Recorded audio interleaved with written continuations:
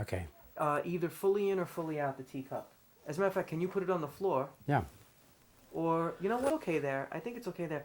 Pull the glasses in a little bit. Or out. Yeah. Okay, that's fine. Let's go back to where we lost it. What were you saying? What was the last thing you were talking about? Well, you want to go back to the tree of the knowledge of good and evil? We don't have to go back anywhere because I know where we're going to go in the forward. Okay. Why don't I start you? Unless all right. there's something you really want to answer. Okay. Okay. The serpent. You want to talk about the serpent? You want to keep talking about the serpent? Yeah. Keep talking about the serpent. You said what? Okay. Once we see the countenance of the great dragon Leviathan, as soon as we see it, as soon as the shape, the form of this great landmass begins to inform our understanding of the scriptures, and then as a result begins to inform our understanding of the great epic creation myth that has been unfolding since the time of Adam, we can connect the pieces of the story to each other and begin to understand what was happening in the Garden of Eden. What was happening? What was happening is that, well, first of all, once you see the dragon and you read such a scripture as in the book of Revelation where it says that Michael and his angels fought against the dragon and the dragon fought and his angels. And the great serpent was cast out, that old serpent, the devil, called Satan and the devil. And he was cast out into the earth and his angels were cast out with him. Well, the serpent was cast out onto the earth because the serpent is the earth itself. The earth is bad? Absolutely not. All things are good, and that's why we must come to a very high understanding of our relationship to the lower forces of our own lower existence, which were built into us, created into us, in order to draw us down into the constructs of evil itself. Gravity. Gravity. That's exactly right. The gravitational field is a metaphor for the path of divine wisdom. The path of wisdom is the path of descent. And only by descending into a full experiential relationship with our own human nature can we ignite, open up, ignite, illuminate ourselves, come to self-realization, open up the chakras, illuminate the various levels of our own lower existence and begin to climb upwards, bringing with us now a full understanding of our relationship between heaven and earth. And so we see that the serpent is literally the earth. And we see that God took the earth and created man in his most primal form. So we see that the most primal instinct in man is serpentine.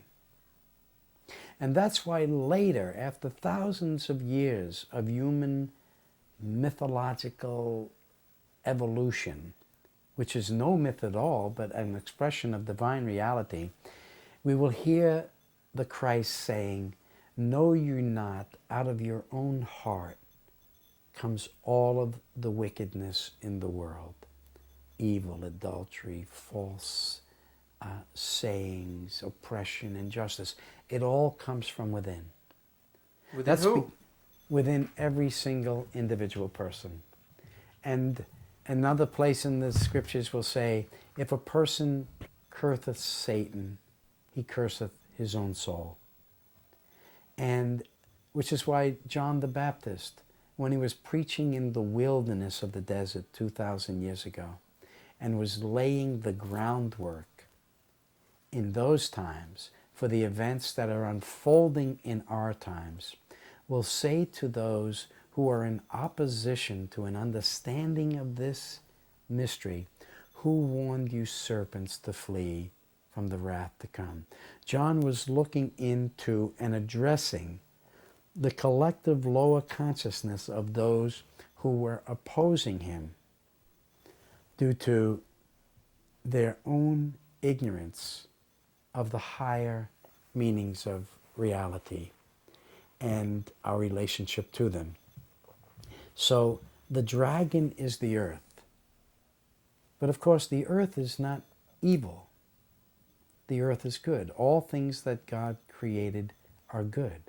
Even the evil is good? Even the evil is good once you attain to the good.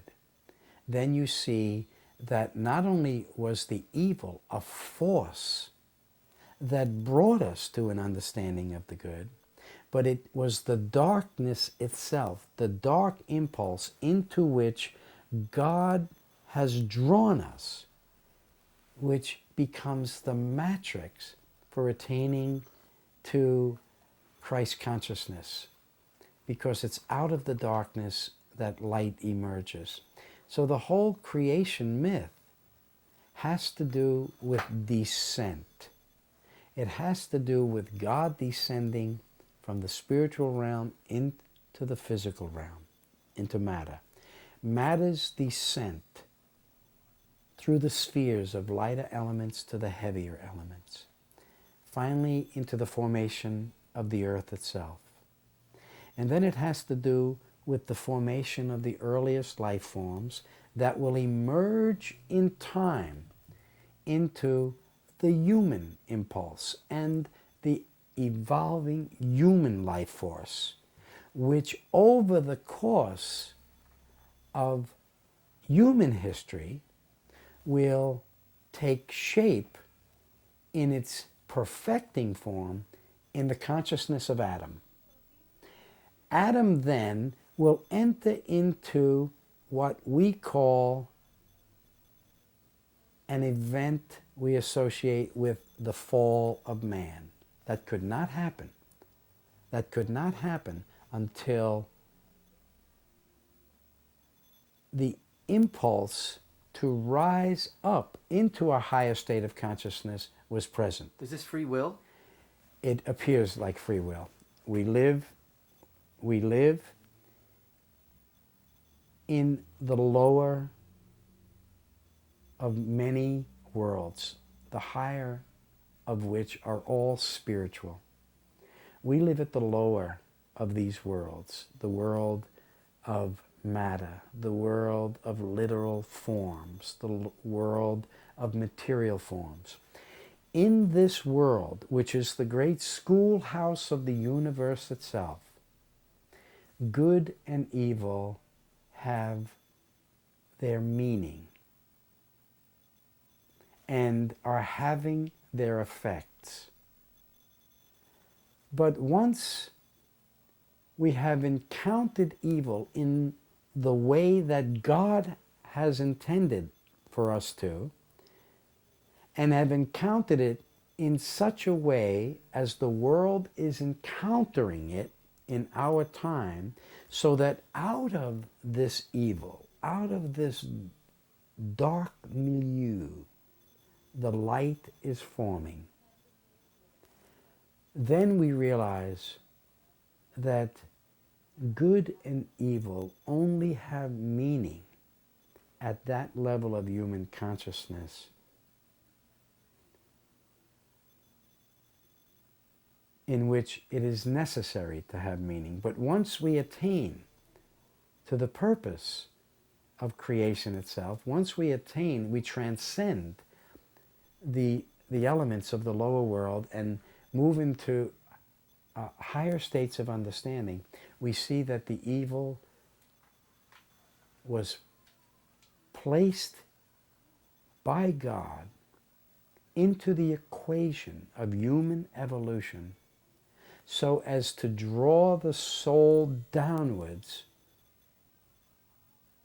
to a state of self-realization. You said that though, but what of free will? Well, What's free will then? I thought the whole epic of the whole story of the Garden of Eden had to do with, okay, you could have had a perfect world, but instead we're giving you the choice to bring yourself back to Yes. God individually and wholly as a society. in the Torah. You're saying this doesn't exist? Well, I'm saying it only exists in the lower world. The illusion of free will exists in the lower world. It's always been a paradox. The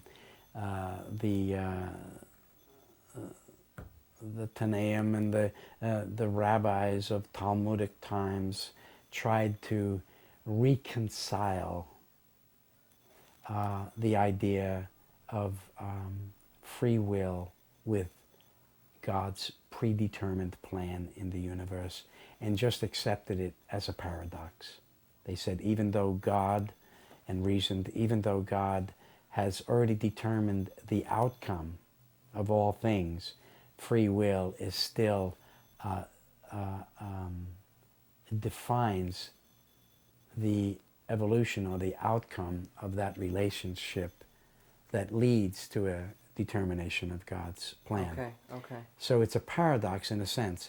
But once we begin to deal with the paradox, we take such instructions in the Torah is Moses'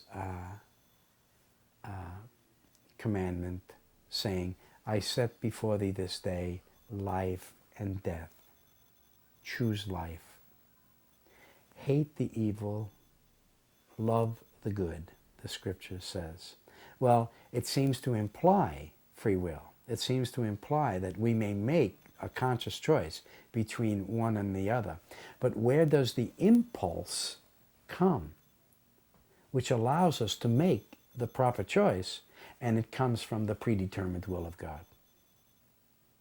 So, in a sense, God is allowing us to be partakers of the illusion. And at our own basic level of self-awareness, it appears fully that we are participating in an act of free will when we make choices. But the impulse to make those choices comes from a deeper place in our own nature, which has been put there by God, and or comes from a higher place, weighing down upon the choices that we make, which is none other than God themselves. So it's a paradox, and but once we see the countenance of the great dragon, of the serpent, we see that even the evil impulse is the servant of God. It's all part of the natural created order, which was essential for God to bring us to this very complex, very sophisticated, very mature state of awareness that we are attaining to. Okay, okay. I understand. And as we have these discussions, let us assume that we're building upon the foundation we lay as we go along, so that it's not always necessary to reiterate the concepts that are leading to a point that's being made. Yeah. Let's assume. Here you go. Hey, hip. Yeah. Let's assume that if we've discussed it already, we know it. Okay. All right? Yeah. So, in one sense, I want you to treat me like I'm someone who you've never met before. Okay. But on the other part, I want you to treat me as someone you know is your equal, Okay. not as a child. Gotcha. And it's just like core dump. Boom, boom, boom, boom, Yeah, boom. gotcha. Okay? Yep. By the way, is your eye bothering you? Yeah, I got a dry spot in my eye that's itching me, so I'm trying hard not to fool around with it a lot. Yeah, does it hurt? No, it's just a disturb, like Okay. an annoyance. Okay. Um, If it bothers you, we can just pick up Yeah. another time. no, But we're No, doing no. good. We're No. doing very good. Yeah. All right. So, you mentioned, and a lot of people are going to react to this, because,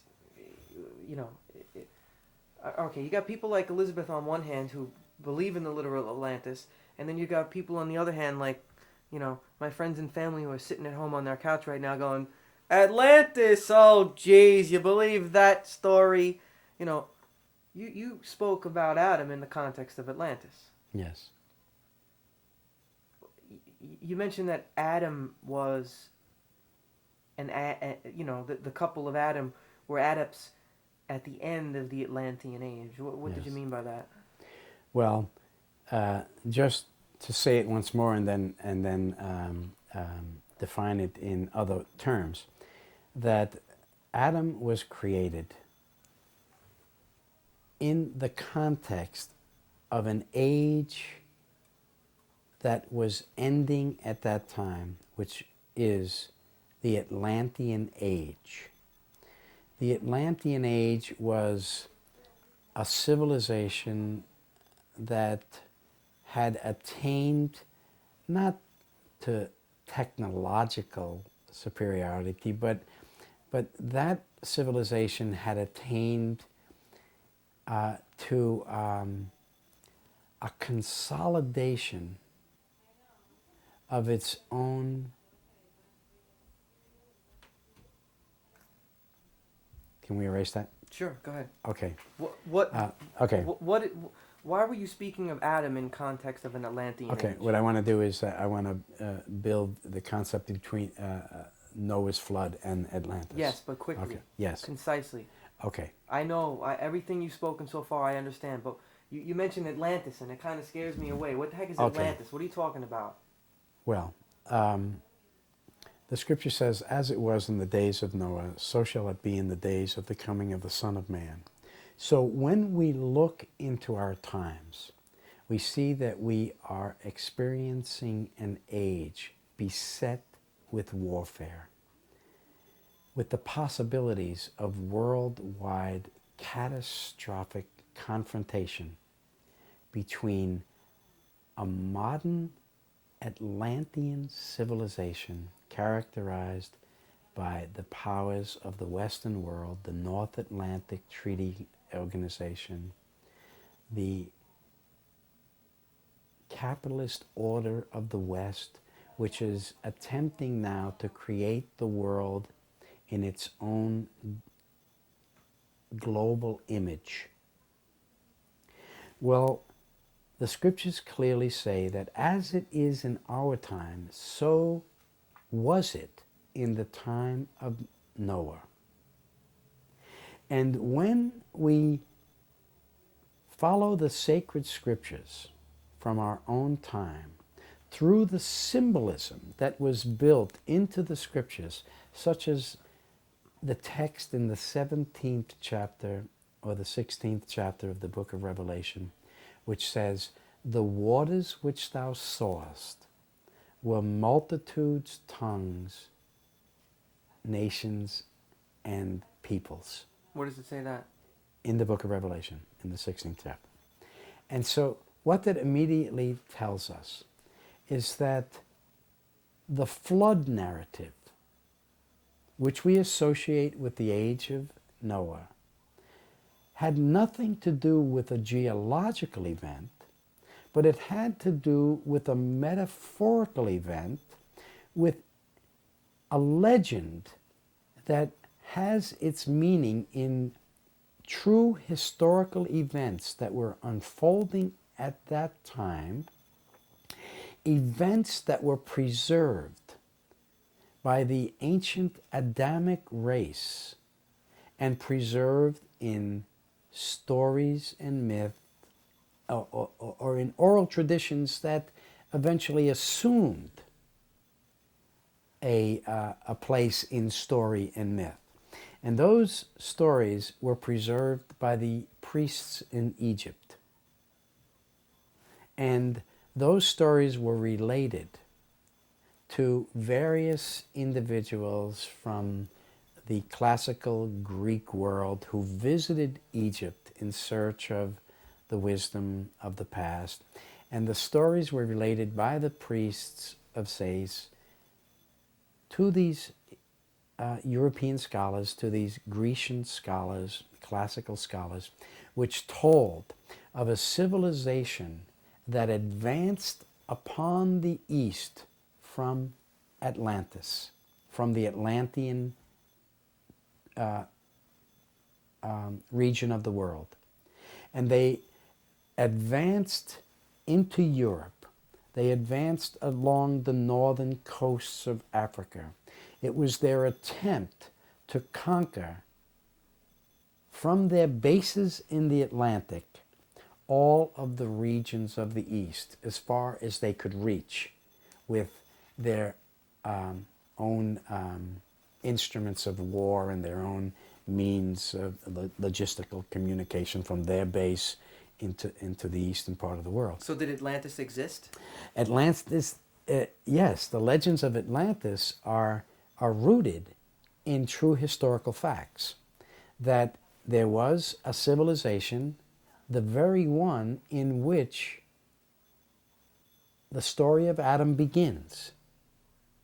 This civilization was sailing back and forth through the ancient sea routes of the Phoenicians who lived in Britain, ancient Tyre, long before they colonized the Mediterranean Sea.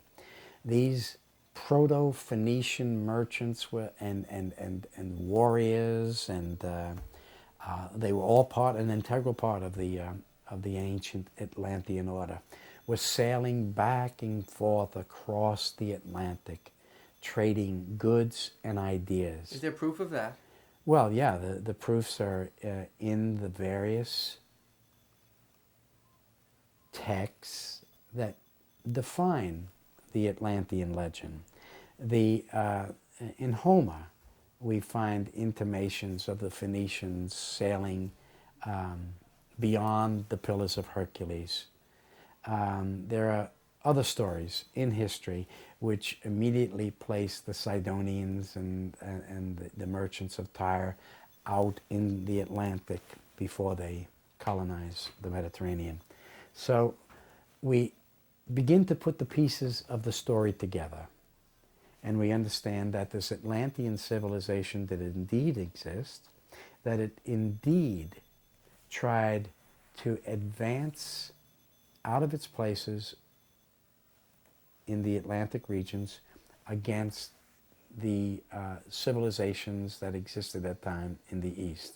They were defeated and they were checked at that time, and the Atlantean civilization then, because of the wars which ensued at that time, which brought Atlantean civilization to its conclusion, stories which were retained in those myths, which also give rise to the Vedas, because the Vedas have their meaning in those Atlantean wars, where Indra slew the dragon.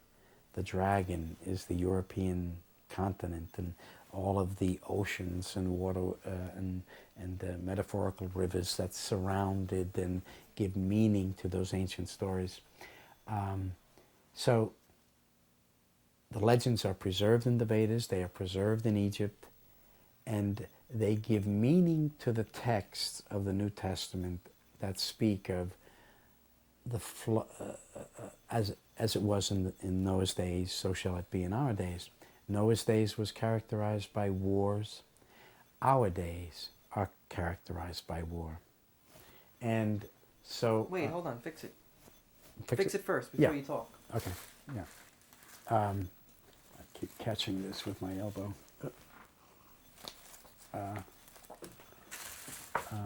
Oh man. I'll stop putting my elbow there. It's right here is where the problem is. Oh, okay.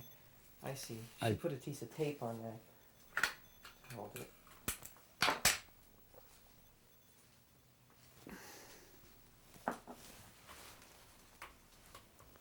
Okay. Now,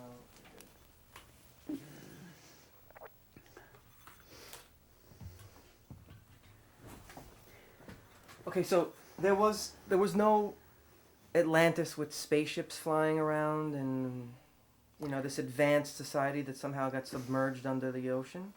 No, it was submerged under the consciousness of those ancient times. It got submerged under the collective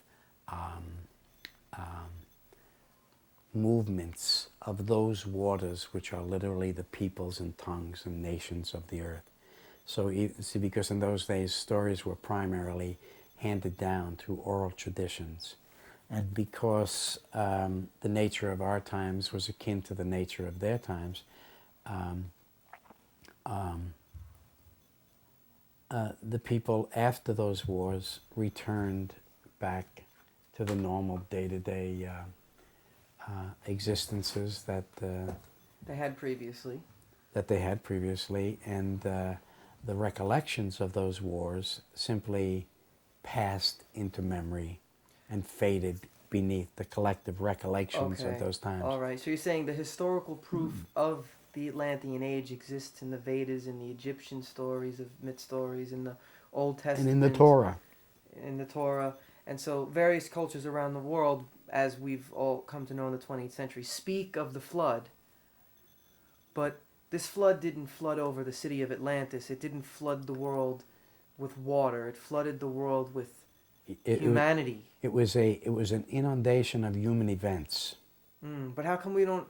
Are there any other records of them, or is there any physical proof? Do we have one shield from one soldier that was slain on the battlefields?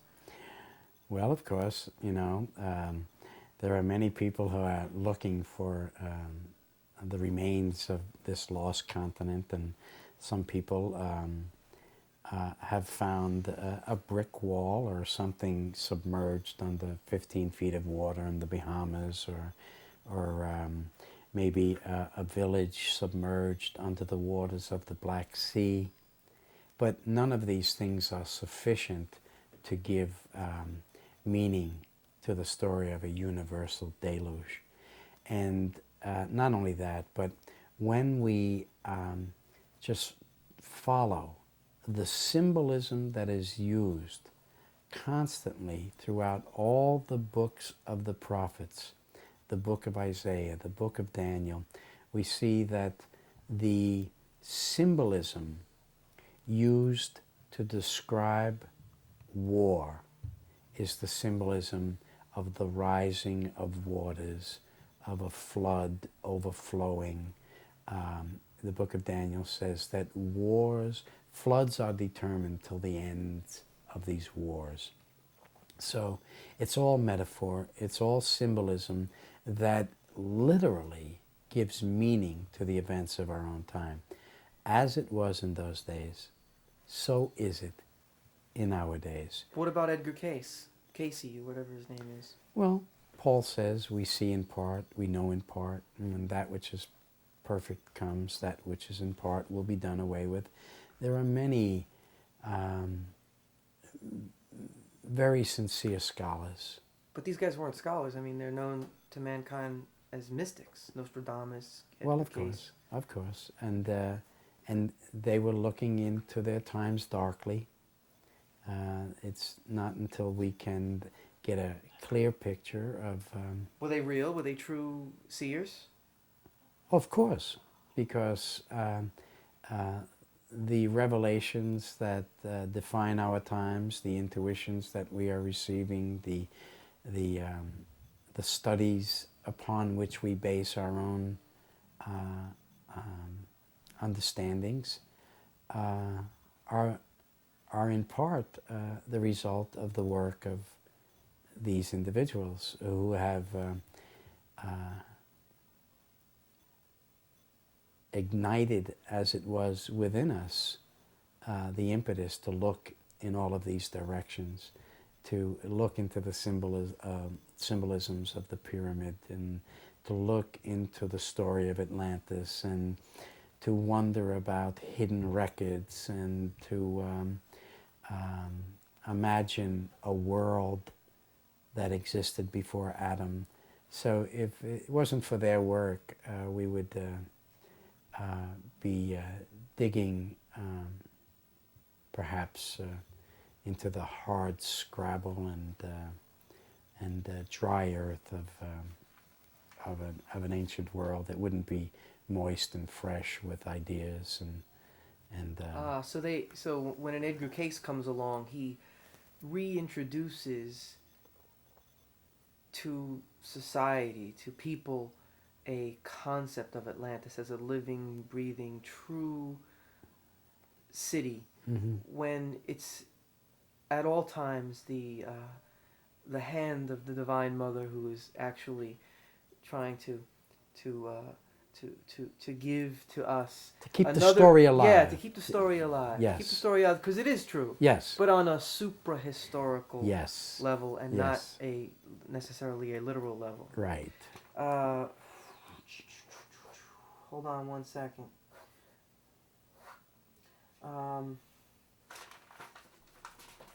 All right, then. What of the rivers in the Garden of Eden? What's the symbology of the rivers and where they're flowing to? Well, we read that a river went out of Eden and broke into 4 parts, and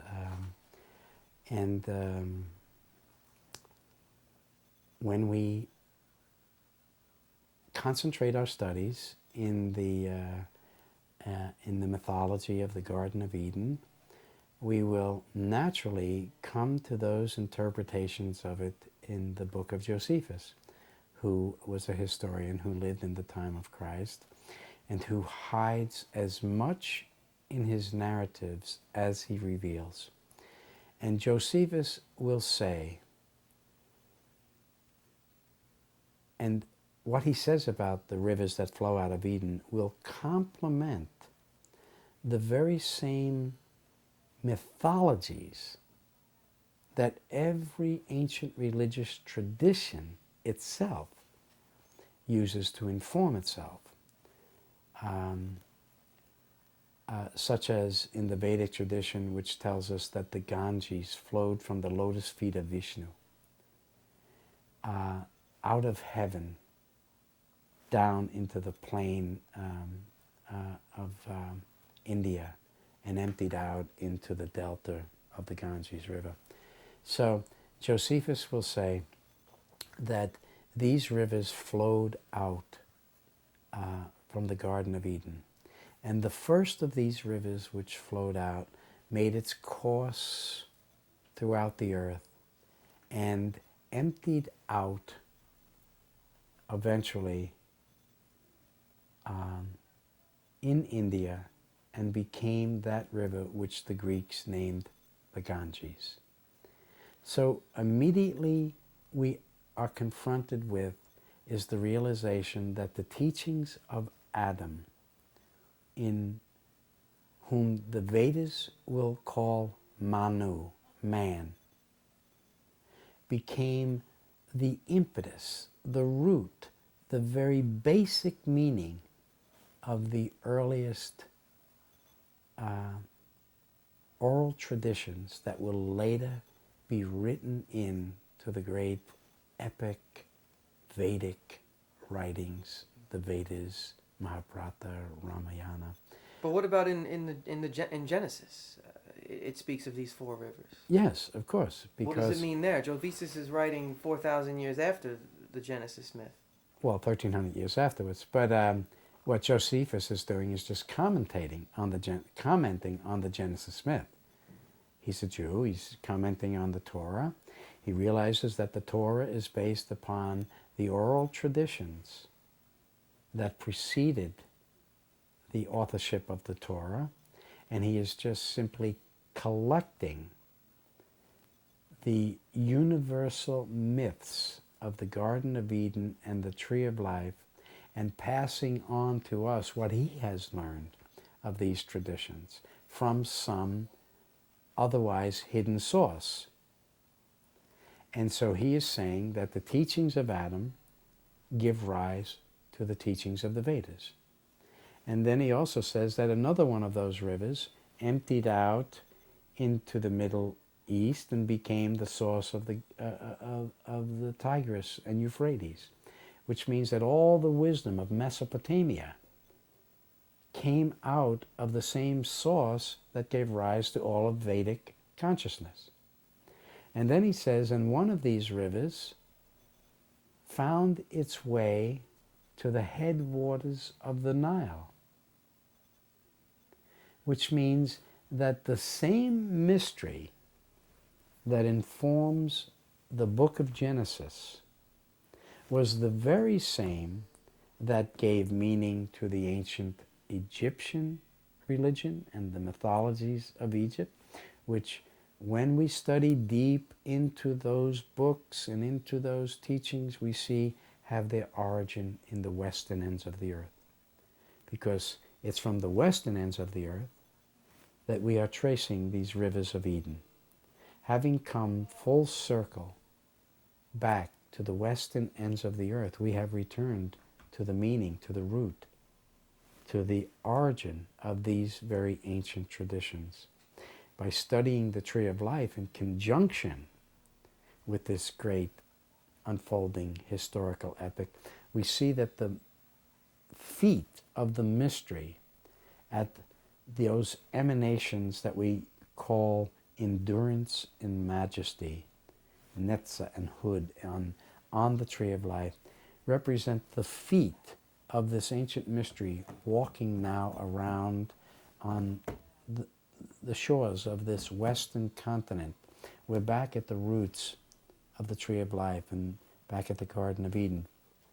Well, the feet of the mystery of Christ are literally the feet of Vishnu, because the teachings of Adam and the teachings of the Vedas are the same, and they have their root in the same ancient myth, which is true history, just hidden in these substructures of human memory. And so we understand then that the teachings of Adam, the teachings of the Vedas, the religion of Mesopotamia, which is why we associate the mysteries of Adam with Semitic consciousness, Shemitic consciousness, and we believe it all had its origin in the East. But in reality, these stories and these myths were brought through the archetypes of the Hebrew mysteries. Shem being the priest of these mysteries descended out of the west and out of the north, as it is, in ancient times, and came down into the east and began to be sown into the thinking, into the consciousness of those who dwelt in the east at that time. And because the mysteries were readily adaptable to those civilizations that were forming in those times, we begin to believe that the mysteries originated there. And of course, because the hand of God is behind the entire epic story here, it is no coincidence, and it is not unrational to imagine that there is a geographic place in the East, in fact, that resembles the physical description of the Garden of Eden. But Yes. are you trying to establish that the Garden of Eden is in the West? Yes. Is that what you're just speaking of? Yes. As the sun rises in the east every morning and sets in the west every evening, so the age in which we are living in began at the time of Passover in the east 2,000 years ago, with the rise of that religion which we know as Christianity. Mm-hmm. When Christianity emerged in the earth, it didn't appear out of a vacuum. Christianity is the result, if you will, of the adepts in the hidden sciences of those times, the metaphysical sciences, of their work in all of the other religious traditions of the earth. They took, which was true, which was sublime, which had, which was ancient, which was evolving. They took the wisdom of their times, the wisdom of the past, and brought it in to a new Um,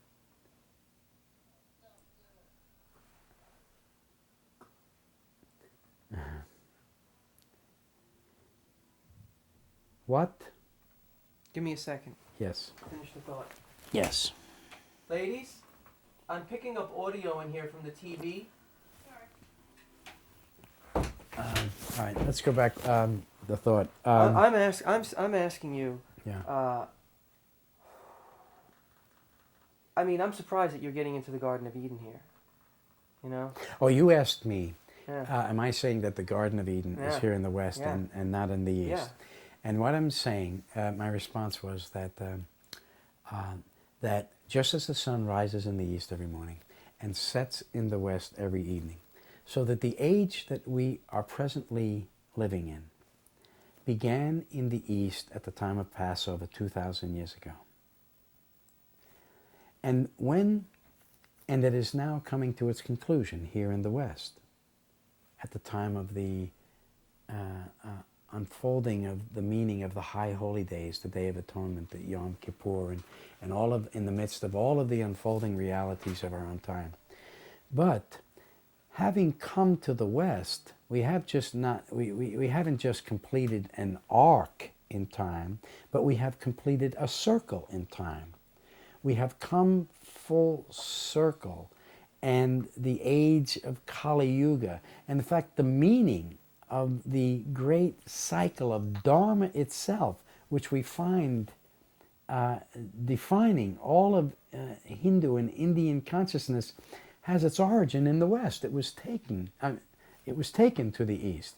The idea of this great circular pattern of human history unfolding at a time in history when all the mysteries of God would begin to reveal themselves, and which is what is happening now. So we begin to see that when Christianity was born 2,000 years ago, it wasn't born in a vacuum. The authors of the Christian mystery, looking into the structure of the tree of life, looking into the mandala of the universe itself, which is the central structure of the universal tree itself, were able to then take out from all of the religious traditions of their time.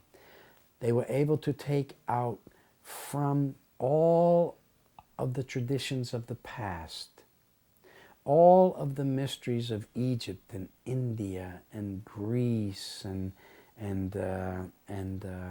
Africa, and wherever these ancient mysteries were taken in those ancient times, they took back, codified into one body of understanding, which they then committed to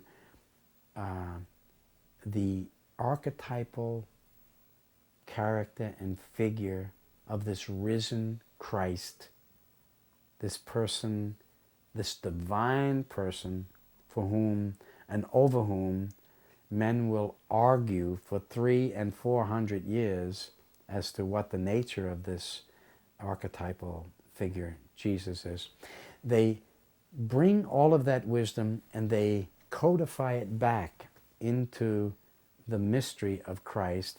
And in the mystery of Christ, following the course of the higher sun, all of these mysteries will now be carried to the western ends of the earth, back to the place of their origin.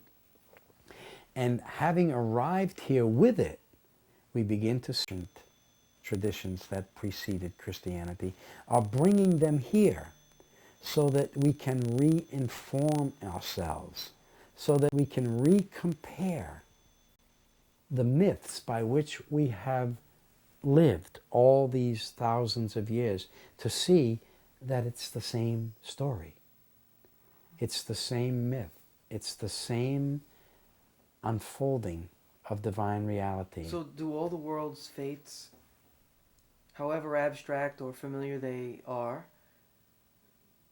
trace their root to the Adamics? Yes, all theistic religions have their root in the Garden of Eden. What does that mean, theistic?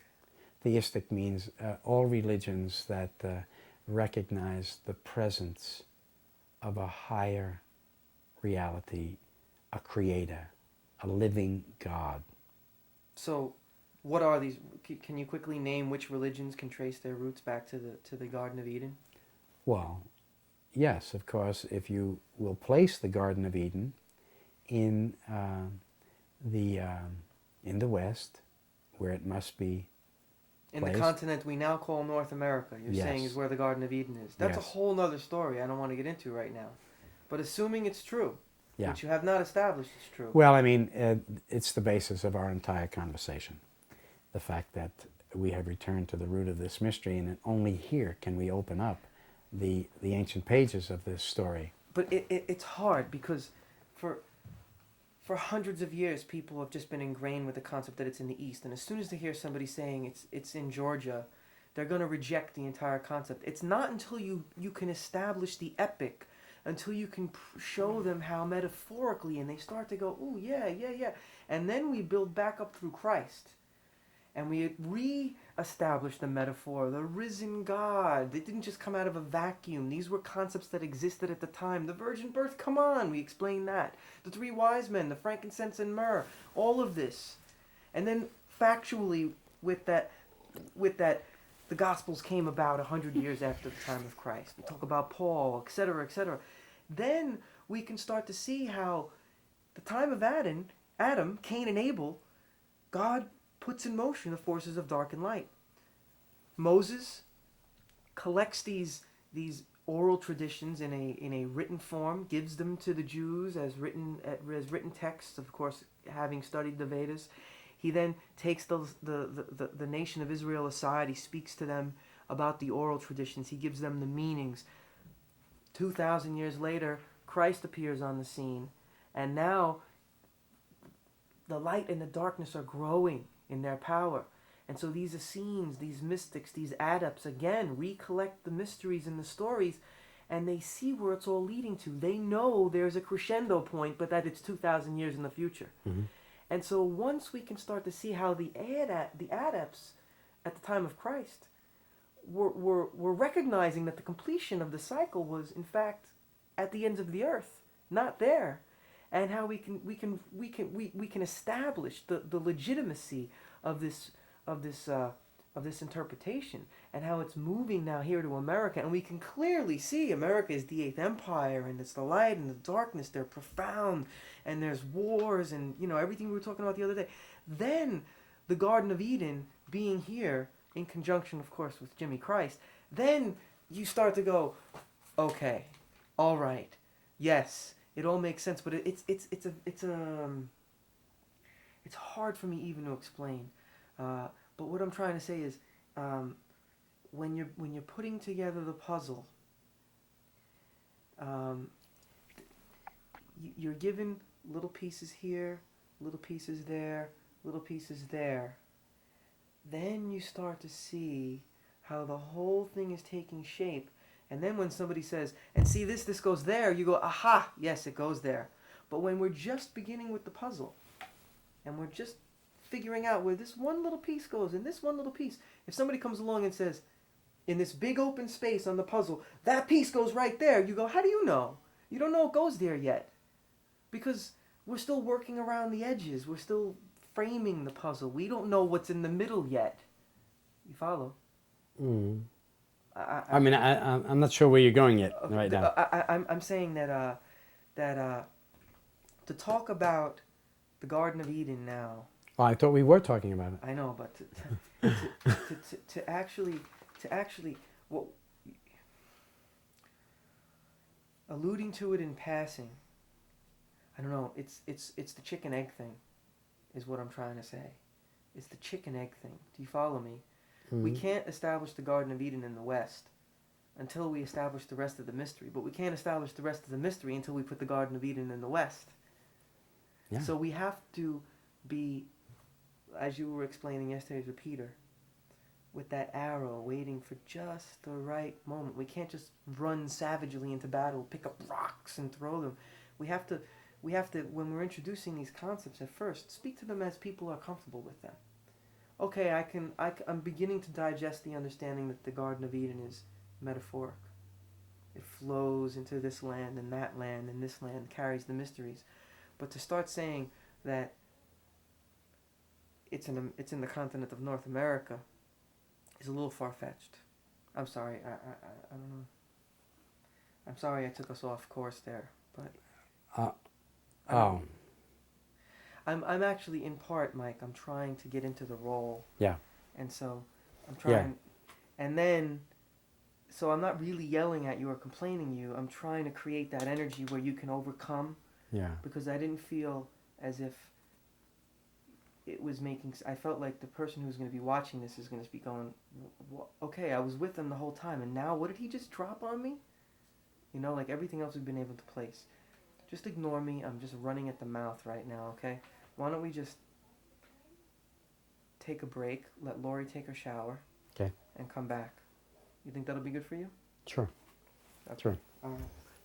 See, I didn't know whether you were playing advocate at that point or I you know. were, Well, I'm trying to mix it all up, and I don't really want you to know what I'm playing. yeah. I don't want you to know what I'm playing.